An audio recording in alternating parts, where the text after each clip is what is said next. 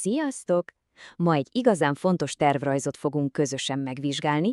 Arról lesz szó, hogyan építhetjük fel a saját mesterséges intelligencia műveltségünket, hogy magabiztosan, sőt, akár előnnyel vágjunk neki a jövőnek. Mert hát, akár tetszik, akár nem, már rég a mesterséges intelligencia korában élünk. Gondolj csak bele, ott van, amikor vásárolsz, amikor zenét hallgatsz, vagy amikor a híreket pörgeted. Szóval kell egy terv, hogy ne csak sodródjunk, hanem tudatosan alakítsuk ezt a világot. És ez a terv nem csak valami légből kapott ötlet, amit ma átveszünk, az az OECD és az Európai Bizottság közös munkájának gyümölcse.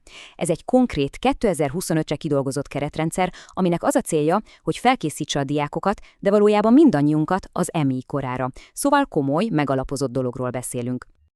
De mit is jelent ez pontosan? Mitől lesz valaki művelt a mesterséges intelligencia korában? Ez az a központi kérdés, amire ma megkeressük a választ. És elárulom, sokkal többről van szó, mint hogy tudjuk, mi az a chatbot.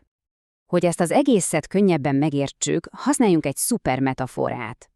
Gondoljunk az EMI műveltségre úgy, mint egy házra. Egy házra, amit közösen lépésről lépésre fel kell építenünk.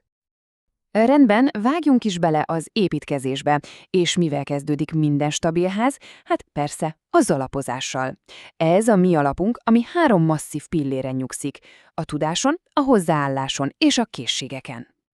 Pontosan, ahogy itt is látjátok, minden erős, időtálló ház egy sziklaszilárd alappal kezdődik. Nincs ez másképp az EMI műveltséggel sem. Ha ez az alap rendben van, akkor arra már bármit ráépíthetünk.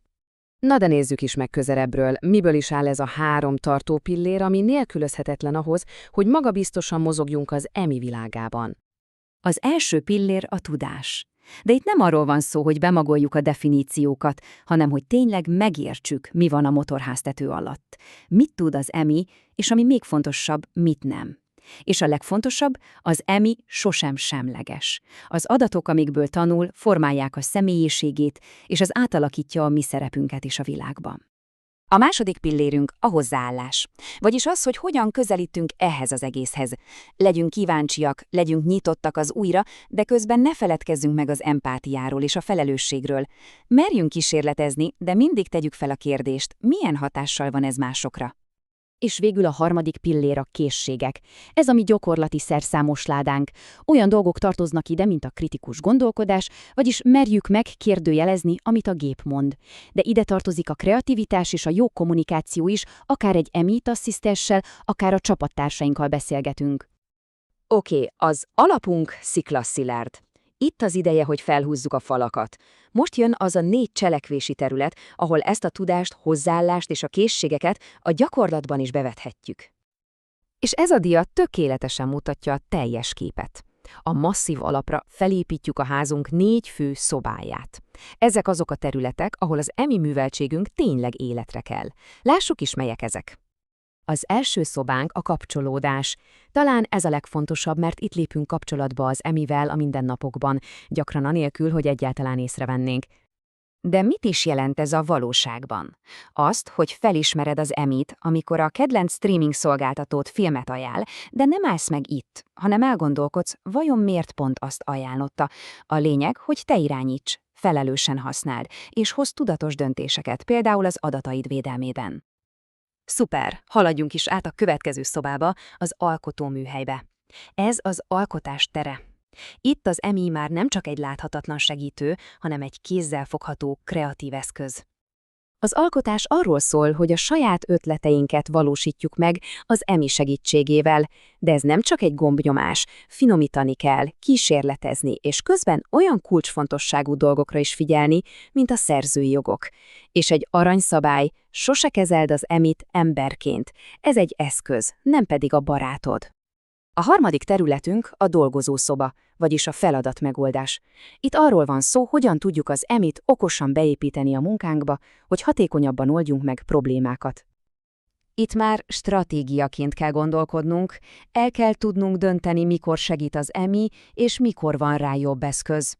Meg kell tanulnunk a promptolás művészetét, vagyis azt, hogyan adjunk neki tökéletes utasításokat. És a legfontosabb az átláthatóság. Mindig, de mindig jelezzük, ha munkánkban generatív EMI-t használtunk. Elérkeztünk a ház legizgalmasabb részéhez, a tervezőasztalhoz. Ez a 4. terület, a tervezés. Itt már nem csak felhasználók, hanem társalkotók vagyunk. Na, ez már a mesterfokozat. Itt már arról van szó, hogy képesek vagyunk felismerni egy valós problémát, és elgondolkodni, hogyan segíthetne egy MI.